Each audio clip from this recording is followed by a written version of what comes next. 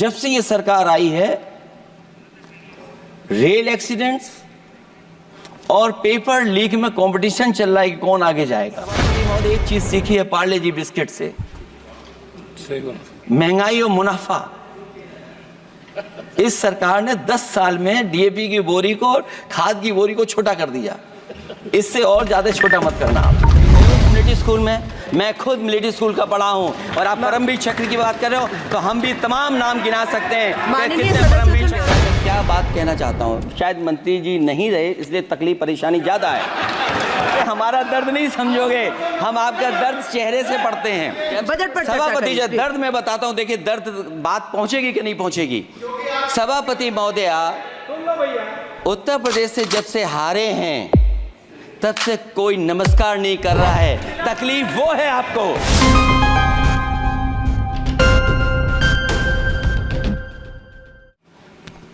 Telephone बंद नहीं रहे हैं, मोबाइल बंद नहीं रहे हैं। वो समाजवादी पार्टी के समय पर नोएडा में जो इंडस्ट्रियल पॉलिसी थी, इलेक्ट्रॉनिक पॉलिसी थी, उसके तहत आई थी। वो इंडस्ट्री जितनी आई है उस समय उस पॉलिसी के तहत आई, और बन नहीं रहा है। मेक इन इंडिया नहीं हो रहा है। लेकिन जमीन किसने दी है? जमीन किसने दी थी उन लोगों को? बिना जमीन पर हवा में बना दो तो मैं आपका धन्यवाद दूंगा। कि वो झूठ बोल रहा था, बड़े सलीके से मैं एतवार न करता तो और क्या करता। जब से ये सरकार आई है, रेल एक्सीडेंट्स और पेपर लीक में कंपटीशन चल रहा है कि कौन आगे जाएगा। तो आप उत्तर प्रदेश की पूर्वांचल एक्सप्रेसवे को क्यों नहीं जोड़ रहे हैं? और मैं तो कहूंगा आपसे कि केवल अगर आप 25 किलोमीटर जोड़ देंगे, जहां पूर्वांचल एक्सप्रेसवे रुक गया था, केवल 25 किलोमीटर आप जोड़ देंगे तो दूसरे काम को अपना जो बनाते हैं, आप ये कह पाएंगे कि दिल्ली से लेकर के आपने भागलपुर तक एक्सप्रेसवे दिया है।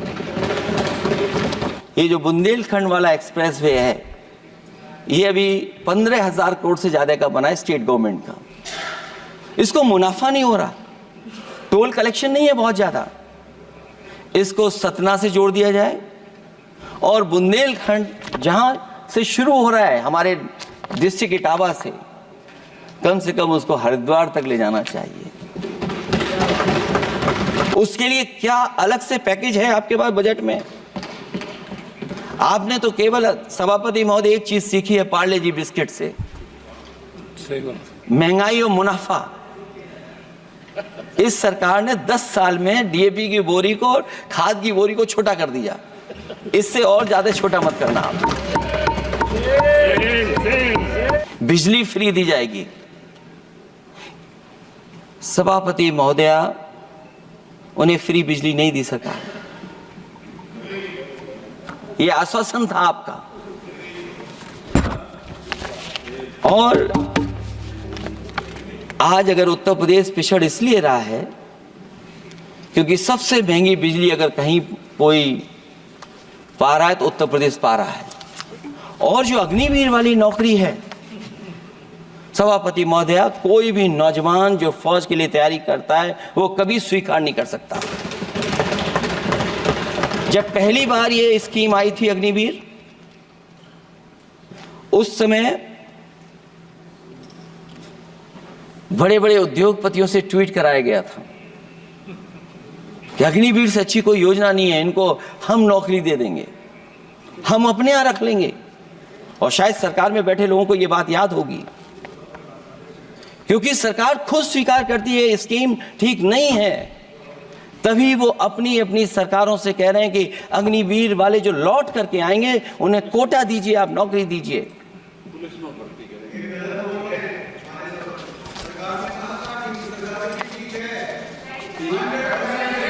नहीं ठीक है, नहीं ठीक है, नहीं ठीक है। बीजेपी मुख्यालय पे चौकीदार लगाएंगे। सभापति महोदया, मैं बैठ जाता हूं, आप खड़े होकर के कह दीजिए अग्निवीर व्यवस्था अच्छी है। मैं इस सभा में खड़े होकर कहता हूं तो हिमाचल प्रदेश से, जिसने पहला परमवीर चक्र विजेता मेजर सोमनाथ शर्मा दिए। कारगिल के युद्ध में सबसे ज़्यादा शहीद होने वाले हिमाचल प्रदेश के वीर नौजवान थे। 4 परमवीर चक्र विजेता हुए, उसमें से 2 कैप्टन विक्रम बत्रा और सूबेदार संजय कुमार हिमाचल प्रदेश से हुए। और मैं कहता हूं, जी हां, जो लंबे समय से मांग थी 1 रैंक 1 पेंशन की, किसी सरकार ने पूरी नहीं की, वो नरेंद्र मोदी जी की सरकार ने यहां पर पूरी की है। और मैं एक बात और कहता हूं, अखिलेश यादव जी सुन ले, अग्निवीर में 100% एम्प्लॉयमेंट की गारंटी है और रहेगी। माननीय सदा साहब अपनी बात सभापति महोदया, जो मैंने बहुत छोटा सवाल पूछा था, मैं दूसरी बात कहता हूं। अगर ये जो बात आप कह रहे हो, तो आपको जरूरत क्यों पड़ रही कि आपको उत्तर प्रदेश में और प्रदेशों में कोटा देना पड़ रहा है 10%? सभापति महोदय, बैठिए। सभापति महोदय, जहां तक परमवीर, रुजाइए,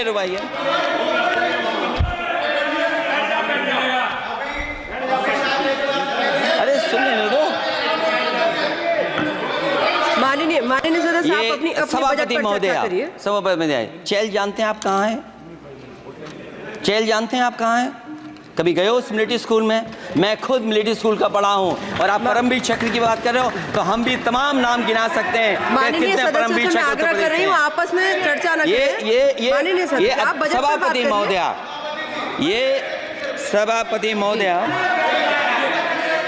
जी 1 मिनट से भी कम, मैं आपके सामने कहना चाहता हूं, ये तो केवल मिलिट्री स्कूल गए हैं।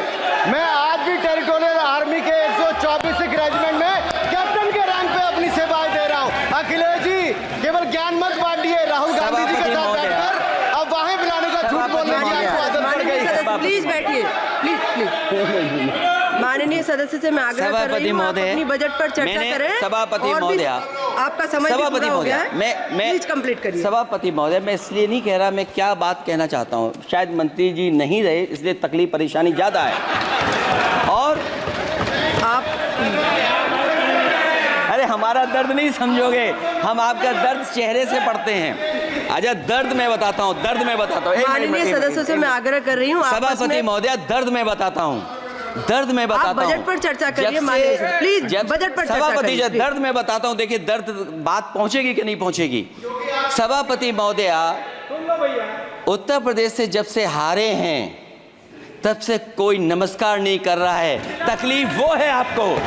कंप्लीट करिए। वो वीडियो हमने देखा है कि कोई किसी को नमस्कार नहीं कर रहा है, कोई किसी को देख नहीं रहा है। चलिए, धन्यवाद माननीय। और जो अपने आप को बहुत ताकतवर कहते थे, आप अपने आप को, जिसने हराया उसको नहीं ये हटा पा रहे हैं। अब बात समझ में नहीं आई ना? माननीय जिसने हराया उसको नहीं हटा पा रहे। और अगर सभापति महोदय, अग्निवीर व्यवस्था समाजवादी लोग स्वीकार ही नहीं कर सकते। आप बजट पर पूरी अपनी बात रखिए। सभापति महोदय, अग्निवीर स्वीकार नहीं कर सकते। आप अपनी जब भी चर्चा हम रखिए, सत्ता में आएंगे, साल 2 साल, ये चलने वाली सरकार नहीं है, गिरने वाली सरकार है, याद रखना आप। माननीय सदस्य, और देखिए, आप क्यों नहीं समझ रहे हो? साइकिल हमारा चुनाव चिन्ह है, साइकिल ही आपको सरकार चलवा रही है। जिस दिन साइकिल हट गई, आप कहाँ बैठे मिलोगे? और दूसरे हमारे साथी हैं जो हमें लेकर के यहाँ लाए थे।